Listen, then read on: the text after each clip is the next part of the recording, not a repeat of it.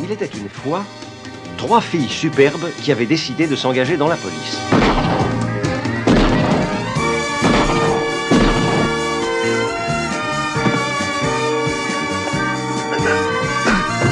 Mais on les avait cantonnées dans des travaux bien peu passionnants.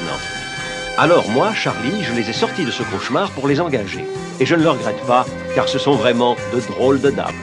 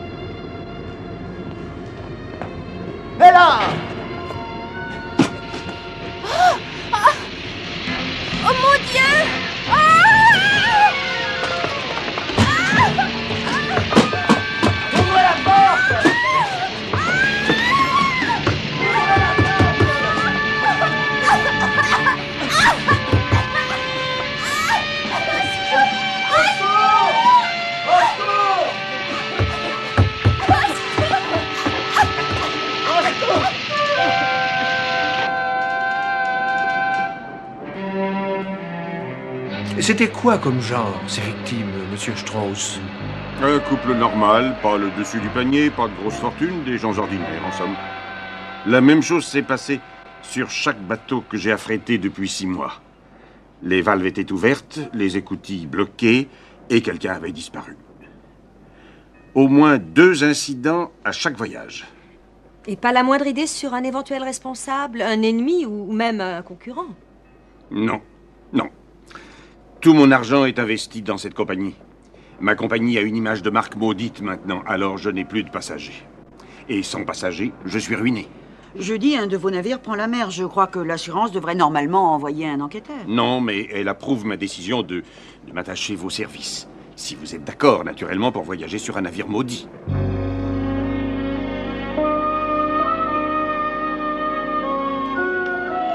Il y a une différence importante entre cette mission et toutes celles que vous avez accomplies jusqu'ici. Les autres fois, vous pouviez marcher, courir ou ramper vers une sortie, mais cette fois-ci, personne ne peut trouver une porte de sortie au milieu du Pacifique. Alors, c'est vous qui décidez.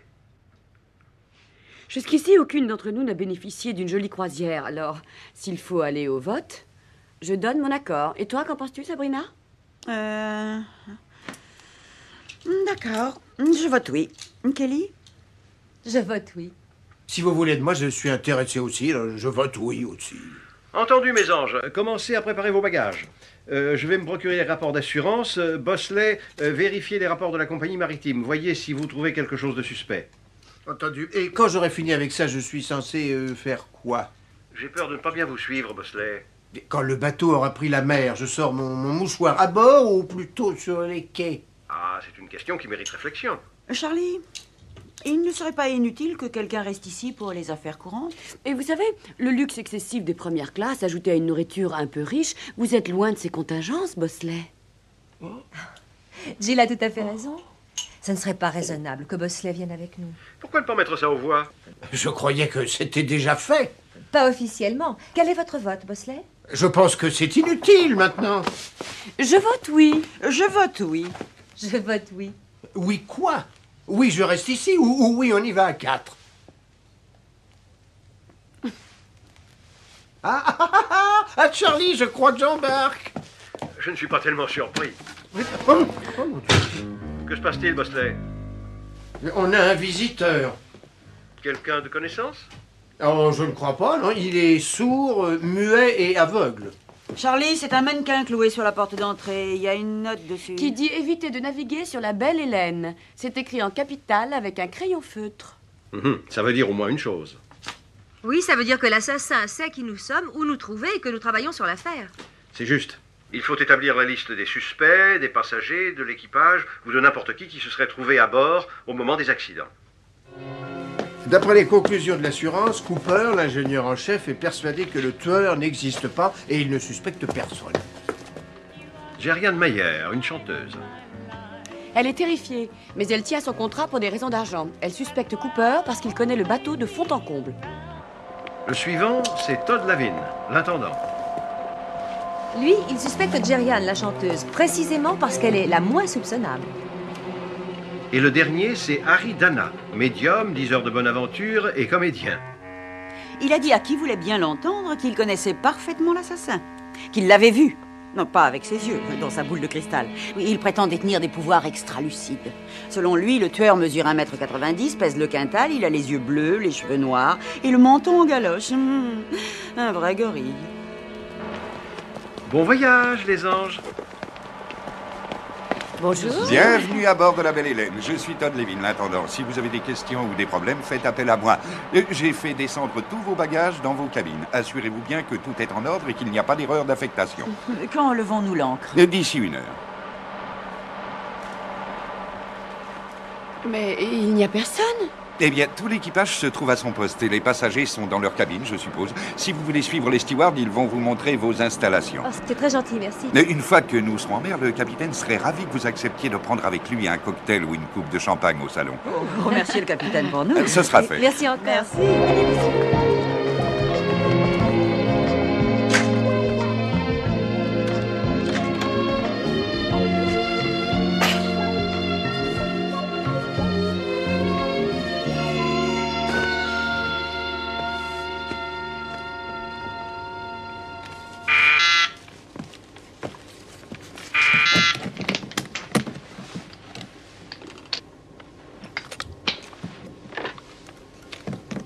Allô, Charlie? Nous sommes à bord. Parfait, restez en ligne, j'appelle les filles.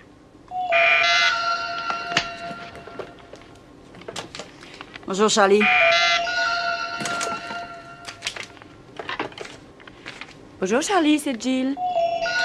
Bonjour, Charlie. Alors, toute l'équipe est en place. La croisière vous plaît jusqu'ici? Tout à fait. Si l'on considère que trouver dans sa valise une lettre de menace est une chose amusante, J'ai la même dans ma valise.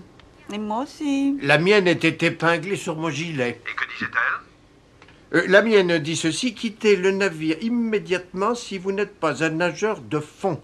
Au moins, vous aurez sauvé une vie, la vôtre. Écoutez la mienne, petite futée. J'ai préparé pour vous un spectacle de grande qualité à bord et par-dessus tout, 2 beaux enterrements. C'est désopilants, non? Fin de citation. Kelly? oh, la mienne est brève et va droit au but. Je lis « Bon voyage », c'est le dernier. Sabrina?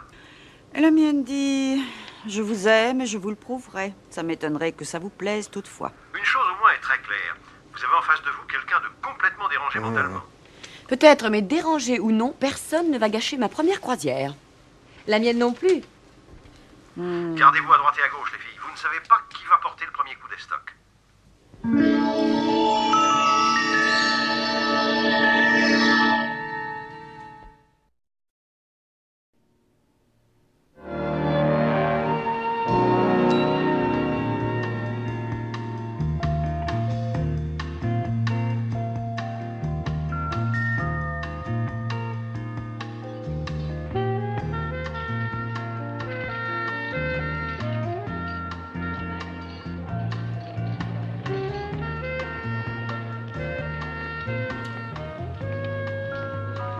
Je me moque de ce qu'on raconte sur ce bateau qui porte la poisse.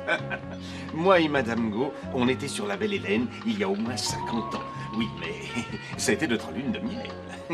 Bien sûr, on n'a pas eu le champagne avec le capitaine avant de souper à l'époque. J'aime bien ça, capitaine, merci. En tout cas, pour nous, c'est un anniversaire. Et on verra bien ce qui arrivera.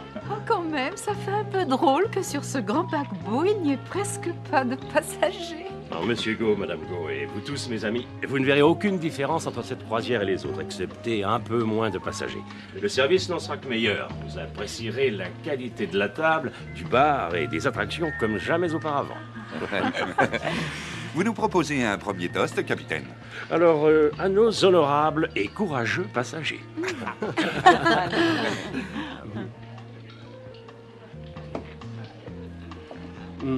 Puis-je proposer un toast, capitaine?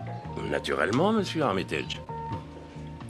À ces 3 magnifiques jeunes femmes qui, telles des anges, vont transformer par leur seule présence cette croisière infernale en une aventure paradisiaque. Merci. À mon avis, c'est lui le meurtrier. Qui d'autre saurait qu'il arrive à Charlie de nous appeler ses anges? Ce n'est peut-être qu'une coïncidence, puisqu'il s'adressait à nous 3. Il lui fallait un nom collectif, c'est tout. Non, je suis pas d'accord. Ou c'est dans le sens d'un pronom, peut-être. Ah, avec la grammaire, je mets tout à la forme adverbiale. Alors c'est simple, c'est une phrase adverbiale. Adverbial.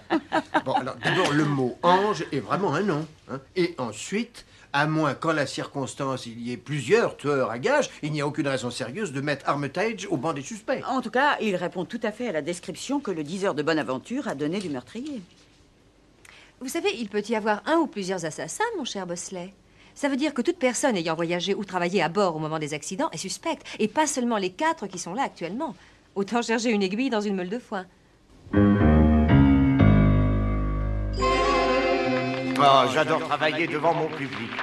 Eh oui, ce soir mon public est super et certains d'entre vous peuvent savoir que j'ai des pouvoirs qui me permettent de lire dans les pensées et de prédire l'avenir, de voir surgir du passé des choses dont je n'avais pas la moindre idée.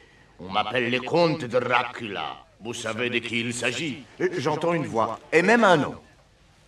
Eh oui. Sally Hooper, ça rappelle quelque chose à quelqu'un, Sally Hooper? Eh oui, c'est notre fille cadette. Ah.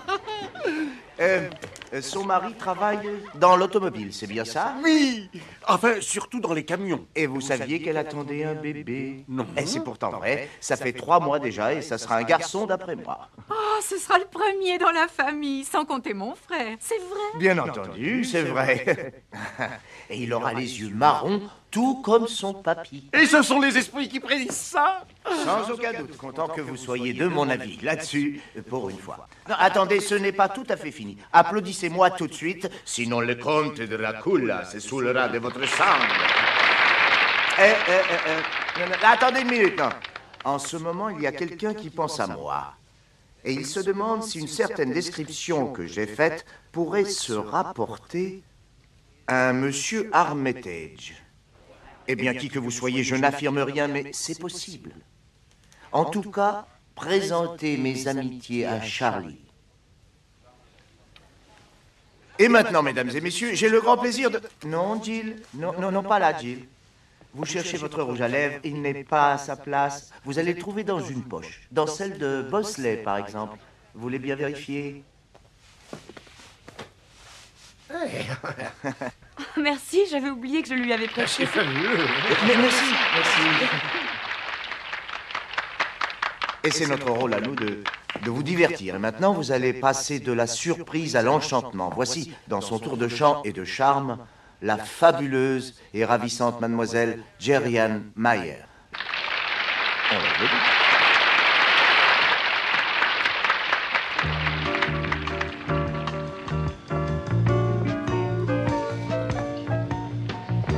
You are the sunshine of my life. That's why I'll always be around. You are the apple of my eye. Forever you'll stay in my heart. I feel like this is the beginning. Though I've loved you for a million years.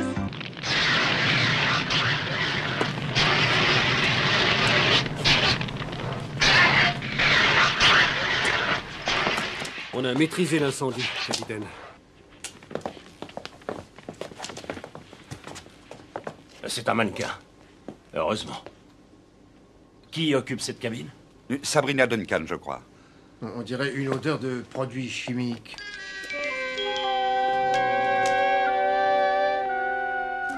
Oh, ça m'est égal d'avoir tout perdu. Ils m'ont laissé mon bikini, c'est le seul qui m'allait très bien. Les autres avaient tendance à glisser au mauvais moment. Sabrina, tu es bien sûre d'avoir fermé la porte en sortant? Oui, absolument sûre. Le tueur a sûrement toutes les clés des cabines. Oui, probablement un passe-partout. Et votre revolver était dans la chambre? Ah non, ça je l'avais sur moi. Bon, puisque les hostilités sont ouvertes, nous avons intérêt à ne pas quitter nos armes. Vous savez, je pense à une chose. Si le feu est la tactique du tueur, on lui facilite la tâche en habitant tous dans le même secteur. On devrait se disperser. C'est vrai, en ce moment, il a une vue d'ensemble sur nous tous. Alors, rien ne l'empêche de gagner un autre pont et d'y mettre le feu, pendant que nous, en restant groupés, on ne s'aperçoit de rien, ou trop tard. Oui, tu as raison. Ouais. Nous avons tous nos passe-partout, nous allons nous disperser aux quatre coins du bord. Comme ça, il ne saura jamais où nous sommes et ça peut le perturber. Ça n'est pas forcément bon de le perturber. On a du mal à apercevoir le serpent qui dort. Mais il faut assurer la protection de tous les passagers. Je surveille le pan supérieur. Je prends la 3e classe. Je prends la seconde. Alors, il ne me reste que la première classe. Oh, ne pleure pas. Bon, écrivez-moi un mot dès que vous pourrez, parce que je me languis déjà. Un homme à la mer! Un homme à la mer! Un homme à la mer!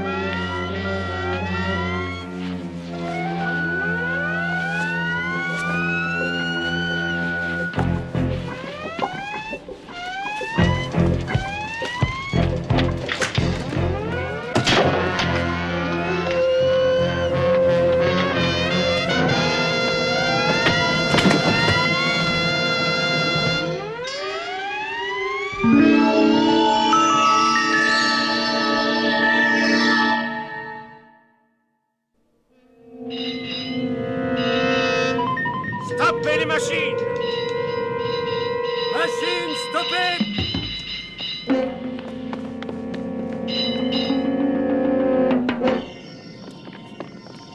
Un homme dans le nid de Billy!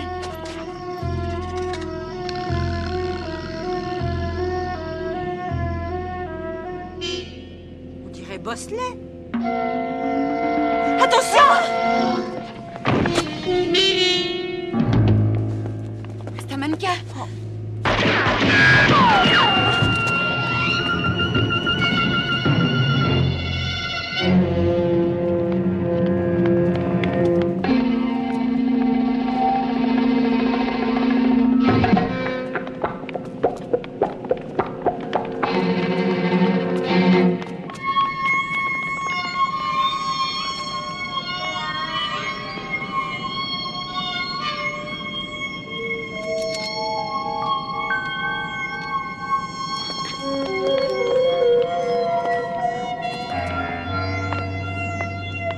On ne bouge plus!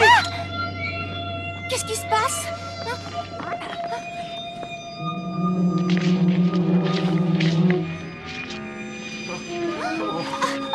Oh, regardez, il est tout nu.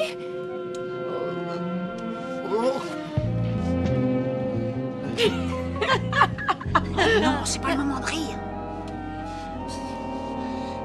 Ouais, écoutez, encore un peu et on me cassait la tête. Alors ensuite, on m'a entièrement déshabillé au point que mon embarras dépasse les mots. Et tout ce que vous trouvez à faire, vous, devant mon infortune, ce sont des plaisanteries douteuses et à vous tente de rire.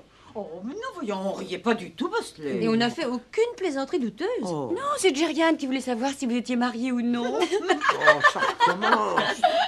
Non, je suis désolée. Je peux pas me retenir. Bon, alors, si on revenait à nos moutons maintenant. Oh, d'accord. Oui, on se calme, d'accord. Et si on discutait un peu de Gériane? Vous savez, elle aurait très bien pu vous frapper avec n'importe quoi. Mais la question est-elle assez forte pour vous avoir transporté sur son dos? Et si c'est bien elle aurait craqué en vous voyant tout nu. Écoutez, non, alors une minute, hein, ça n'avait rien d'une bataille rangée, vous savez. On m'a volé mon pyjama, un point de tout. Oh, on a oublié un détail qui a son importance. Lequel? L'homme à la mer, cette alerte qu'on a entendue juste avant que Bosley se fasse agresser. Supposons que ce soit une diversion dans le but de nous attirer ailleurs.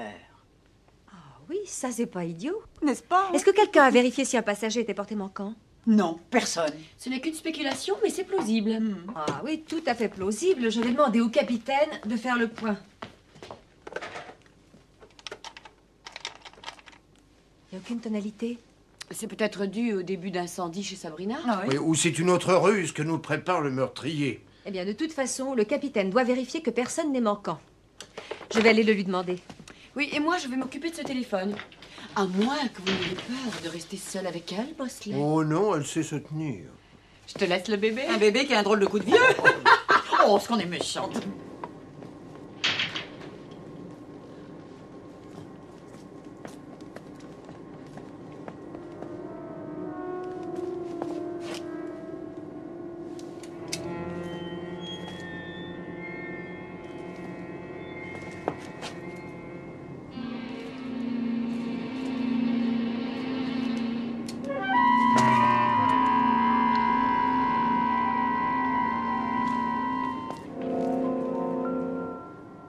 Voici Fred Cooper, l'ancien ingénieur-chef. Je vous l'offre, ça vous fait un suspect en moins. Bonne chance.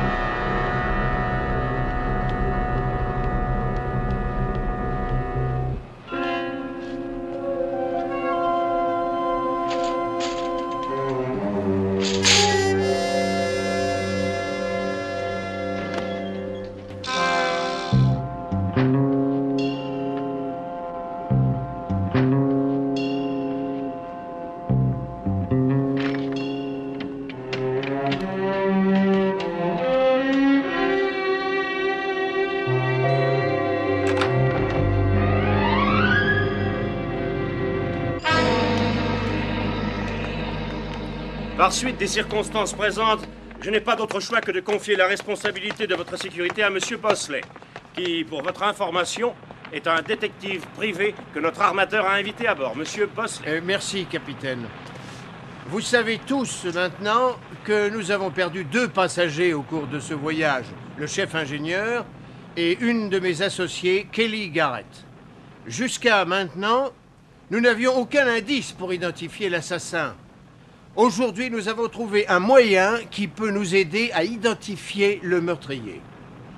Quand les soupapes de vapeur ont été ouvertes, 2 traces très nettes d'empreintes sont restées sur le métal. Nous n'avons pas ici l'équipement pour relever ces empreintes, mais il est facile de les comparer à d'autres spécimens et d'obtenir ainsi l'identification du tueur. Avec la permission du capitaine, j'ai souhaité vous rassembler tous ici pour recueillir un spécimen de vos empreintes digitales. Naturellement, nous ne pouvons contraindre personne. Mais devant la gravité du danger, nous serons obligés de maintenir ceux qui refuseront aux arrêts dans leur cabine. Et jusqu'à l'arrivée au port, où ils seront alors remis à la police, qui procédera alors elle-même à cette formalité.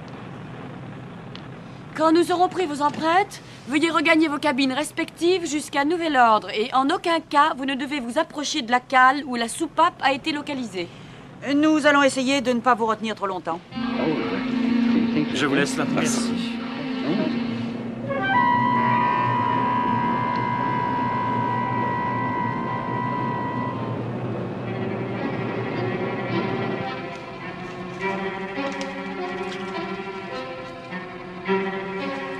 Bon, eh ben, ça touche à sa fin. On va voir ce qui va se passer. Jill, quelqu'un vient. Bon, on arrive.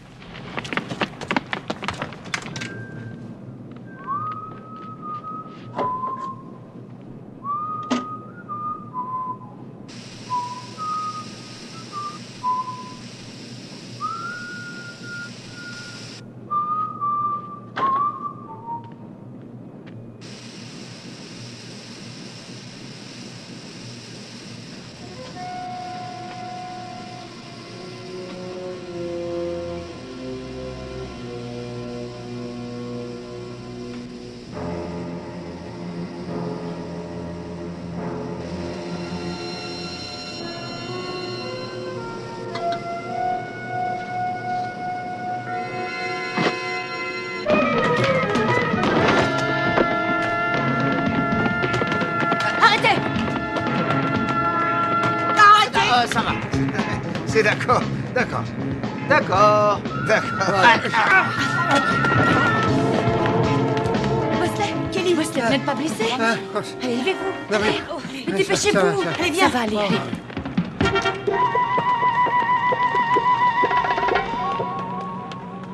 Où est-ce qu'il est? Gilles, viens avec moi.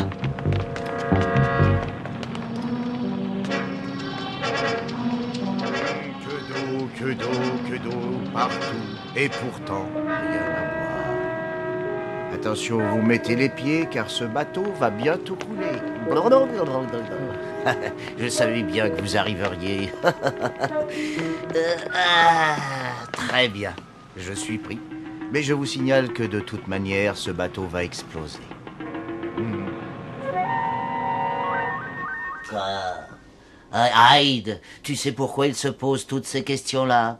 Mais tu vas tout me raconter. Jekyll, je suppose. Bien sûr, Hyde. Ils aimeraient savoir où sont les bombes que j'ai planquées sur le bateau. Tu peux me faire confiance. Rassure-toi, je ne vais rien dire sur l'emplacement de ces bombes. Harry, vous savez que si le bateau explose, vous aussi vous mourrez. Tu entends ça? On va tous mourir si le bateau coule. Alors il vaut mieux se débarrasser de nos chambres. Ah non, pas moi, parce que j'ai payé ma note jusqu'à demain soir. Ah, mais moi je suis déjà mort, et depuis des années. À vous voir, on ne dirait pas, mais à vous entendre non plus. Bah, si je n'ai pas l'air d'un mort, si je n'en ai pas la chanson, alors je suis sûrement un mort vivant. Mais de toute manière, vous savez que Jekyll et Hyde sont éternels. Éternels. Tous ces morts, tous ces innocents que vous tuez, ça ne vous tourmente pas? Innocent, mais pourquoi vous me parlez d'innocent? Il n'y a plus rien d'innocent aujourd'hui en ce bas mon nom, c'est terminé. Si vous voyez ce que je veux dire. Oui, alors, vous refusez de nous dire pourquoi vous faites ça? Pourquoi? Pourquoi? Ça veut dire quoi, pourquoi? Pourquoi vous êtes soldat, c'est la guerre, je suis général. Alors on s'en fiche, pourquoi? Le temps est aux actes, et quand nous flamberons tous au milieu des flammes, personne n'aura le temps de nous demander pourquoi. C'est la fin, et puis on disparaît. Comme la brume du matin, sous les rayons brûlants d'un soleil en colère. Voilà, puis c'est tout. J'entends sonner les trompettes de Jéricho. Oui, j'arrive tout de suite. Les trompettes. C'est rigolo. Vous devriez annoncer l'heure de l'explosion. Ça augmenterait la panique. Et puis, au moins, on pourrait avoir un petit peu de compassion pour vous.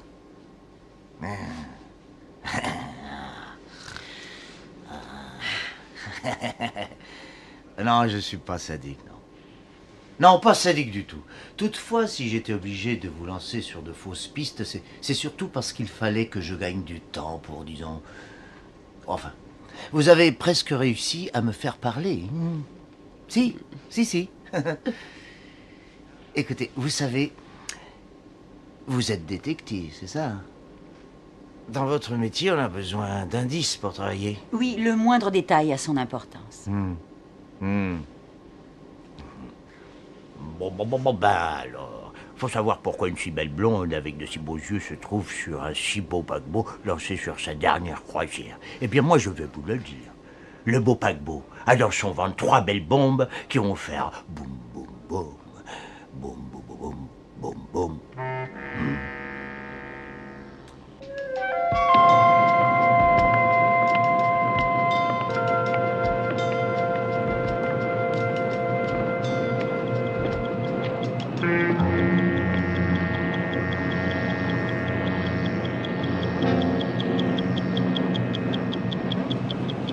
Bien, si ces bombes sont à ce point sensibles qu'elles doivent exploser au moindre frôlement, pourquoi ne pas dire où elles sont? Parce que Mo est morte. Eh, Mo est morte. Et personne n'est là pour aller ouvrir. Ah. Vous ne croyez pas que je peux lire dans vos pensées, hein? Vous avez trouvé une de mes bombes, pas vrai, capitaine? Oui, j'en ai trouvé une. Vous avez trouvé celle qui est à l'avant de la coque, c'est bien ça? C'est exact. Et maintenant, nous allons vous présenter un des plus fameux extralucides. Il a un talent époustouflant. Attention, accrochez-vous à vos fauteuils. Bien d'accord, Harry. comment saviez-vous qu'il avait trouvé la bombe et surtout laquelle? Parce que j'ai le pouvoir de lire dans les pensées et je sais également prédire l'avenir, mesdames et messieurs. Oui, eh oui.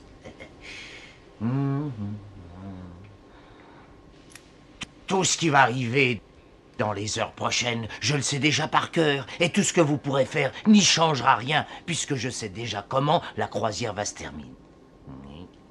Vous êtes réellement fou ou vous cherchez à nous faire croire que vous l'êtes? Je peux toujours vous donner quelques indications. Si vous me dites que je suis le seul ici à avoir un grain de folie, bon, c'est possible que j'ai perdu le sens des réalités. Pourquoi pas, hein? Que je sois un être asocial, je veux bien vous croire. En fait, j'ai eu une discussion à ce propos pas plus tard que la nuit dernière avec mon vieux pote Napoléon en personne. Alors tout ce qui se passe ici n'a rien d'extraordinaire. C'est juste le triste résultat d'une petite colère et puis rien d'autre. Et pourquoi cette colère? Ah, excellente question. Pourquoi cette colère? J'ai 4h30. Vous avez quelle heure, vous? 4h30. Quelle coïncidence. Alors, voilà, je suis prêt. Je vais éclairer votre lanterne. Je peux dire maintenant ce que j'aurais pas voulu dire il y a quelques minutes. Depuis 2 minutes, nous avons dépassé le point de non-retour. On a pris le départ de la grande balade vers le néant. Même si les gardes-côtes envoyaient des jets pour nous sortir de là, ils arriveraient beaucoup trop tard. Où sont les autres bombes? Et combien y en a-t-il en tout? D'abord, il faut que je vous parle.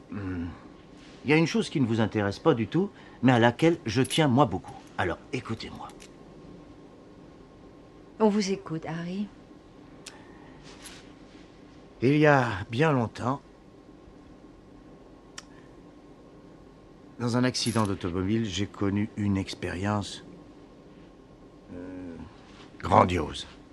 Quelque chose de vraiment impensable. Pour moi, Harry Dana, comique de métier. Parce que, quand je me suis réveillé à l'hôpital, vous pouvez me croire ou non, j'ai découvert que je pouvais lire dans la pensée des autres et je voyais aussi dans l'avenir. Je voyais des choses qui s'étaient produites dans le passé, des choses que j'ignorais totalement. Alors je suis allé voir Monsieur John Strauss, mon employeur. C'est l'armateur de cette compagnie. Il s'est mis à rire quand je lui ai raconté ça. Et pourtant c'était sérieux. Je lui ai demandé de me consentir un crédit afin de financer, de développer ce talent. Il a rigolé en disant qu'il n'avait pas d'argent. Il a ajouté qu'il était d'accord pour me libérer de mes obligations contractuelles si tel était mon vœu. L'hypocrite. J'avais du mal à réaliser la portée de sa décision au début. Après tout, ce n'était pas si important, mais comme le temps passait, je me suis aperçu que mes demandes auprès des banques essuyaient toutes un refus quasi total, systématique. Toutes ont refusé de soutenir mon nouveau projet. C'est alors que j'ai commencé à comprendre que toutes les unes après les autres me diraient non, par la faute de ce Strauss. C'étaient tous des amis à lui. Il avait fait en sorte qu'on me refuse les prêts. Il voulait surtout me garder. C'était bien plus pratique d'avoir l'amuseur Harry Dana à son bord. Ah, il ne voulait surtout pas que je m'en aille. C'est lui qui m'a tué tout en laissant une partie de moi vivante, pour que j'en ai conscience.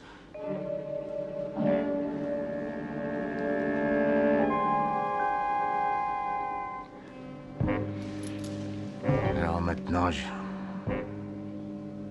lui renvoie l'ascenseur. Où sont les bombes, Harry? Vous allez le savoir, mon petit poussin. La première bombe est à l'avant, tout juste là où le capitaine l'a trouvée, eh oui. Où sont les autres bombes? La deuxième bombe, vous allez la trouver au milieu du bateau, dans la petite soufflerie, si j'ai bonne mémoire. Et la troisième bombe, ne leur dis pas où tu as caché la bombe, Hyde. Qu'est-ce que ça peut changer? Il est trop tard pour eux maintenant, Dr. Jekyll. Maintenant, ils sont condamnés. La troisième bombe est dans le faucon maltais. C'est pas vraiment un faucon maltais, mais bon. Mais oui, j'aime beaucoup ce mot. Hein? Oh, faucon maltais. La troisième et dernière bombe, mes enfants, est cachée dans un oiseau au superbe plumage. Le faucon maltais, mon prédateur favori. Et comme vous devez vous en douter, le faucon est caché dans la chambre de chauffe, tout contre la chaudière. Oh, courez mes enfants, courez, amusez-vous, c'est de votre âge. Mais c'est trop tard maintenant. Le bateau va bientôt exploser en 1000 morceaux. En 1000 morceaux, tant pis pour moi et mon faucon.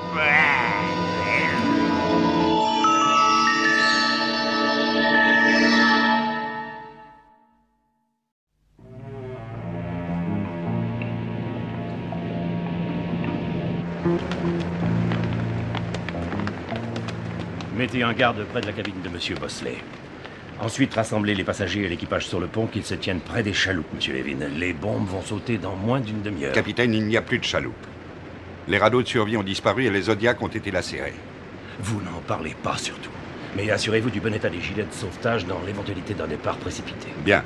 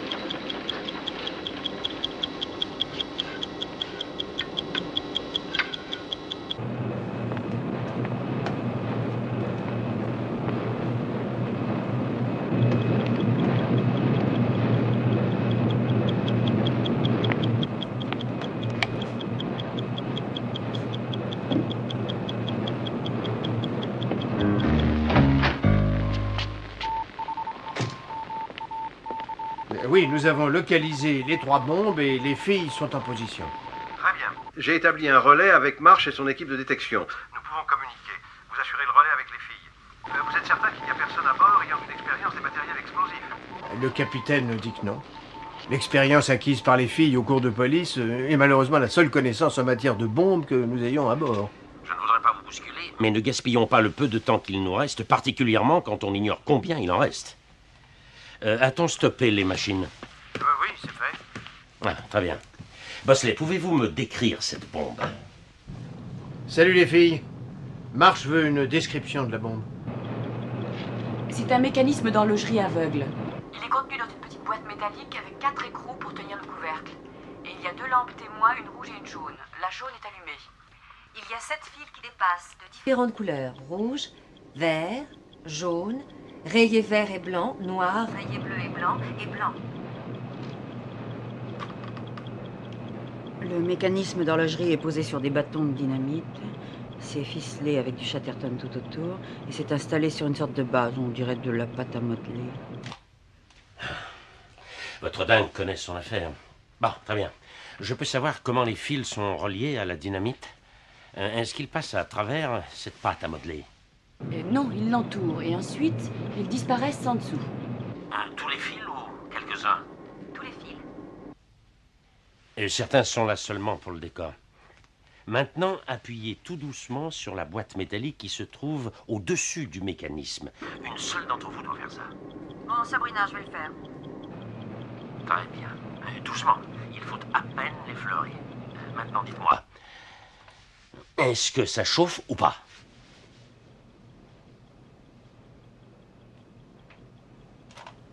Très peu, mais il y a une légère vibration. C'est une vibration mécanique. Comme une horloge? Non. J'ai la sensation... comment dire... c'est comme si... C'est comme si je tenais un diapason, vous voyez ce que je veux dire? Oui. Non, ça va. Maintenant, écartez votre main de la bombe, Sabrina. Jill, vous allez doucement toucher les fils l'un après l'autre, mais surtout sans aucun contact avec la boîte métallique. Dites-moi ce qui se passe. D'accord. Le fil rouge est froid et sans aucune vibration. Sur le fil rayé blanc et vert, aucune vibration, mais il chauffe un peu. Attendez. Le fil noir, froid, sans vibration. Le fil blanc, légère vibration. Chaud, légèrement chaud. Le fil vert, sans vibration. Froid. Non, non, attendez. Il est tiède. Le rayé bleu et blanc, une légère... Oui, je sens une légère vibration. Froid, aucune chaleur. Le jaune, froid, sans vibration. Je parierais à 100 contre 1 que le type à la bombe est daltonien. Suivant son dossier personnel, vous avez raison. Comment l'avez-vous découvert? Il avait claveté le fil blanc. Maintenant, qui n'a pas servi de cobaye? C'est vous, Kelly? Oui, c'est mon tour. Bien, vous allez soulever le mécanisme d'horlogerie aussi doucement que possible. Aussitôt que vous percevrez une sorte de tension, arrêtez-vous. Et vous me direz à quelle hauteur, au-dessus du berceau, la boîte se trouve. Vous avez compris? Oui, compris.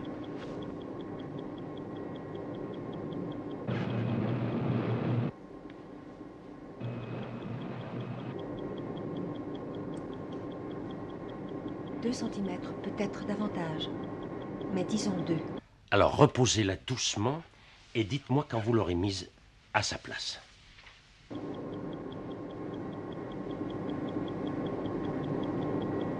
Ça y est.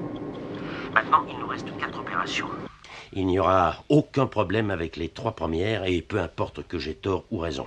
Sur la dernière, si j'ai raison, c'est dangereux. Mais si j'ai tort, c'est un désastre. Coupez d'abord le fil bleu et blanc. Ah, attention, ne touchez surtout rien d'autre avec votre pince. Ensuite, écartez les 2 extrémités de ce fil.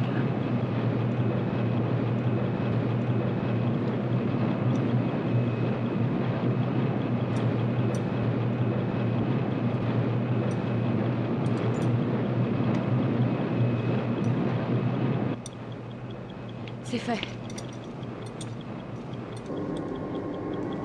C'est fait. C'est fait. Maintenant, la même chose avec le fil rouge. Et ensuite, le jaune. Dans l'ordre indiqué. Même précaution.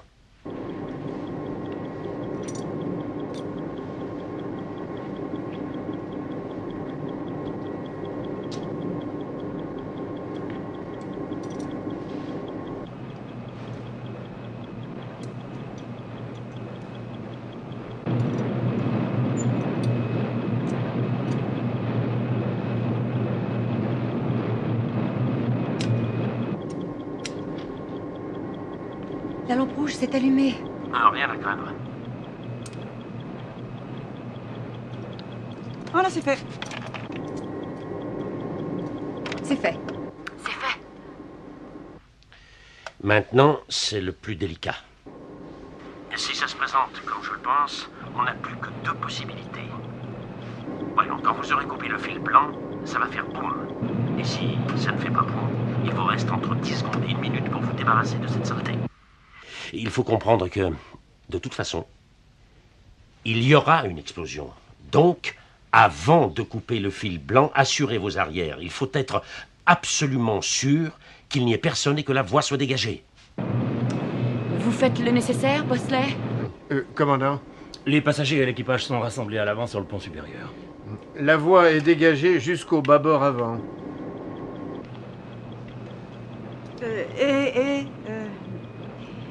Écoutez... Bon, on va toutes faire ça en même temps? Comme ça, si on doit sauter, ben on sautera ensemble. Je suis prête. Je crois que c'est maintenant ou jamais. On compte jusqu'à 3. 1, 2, 3.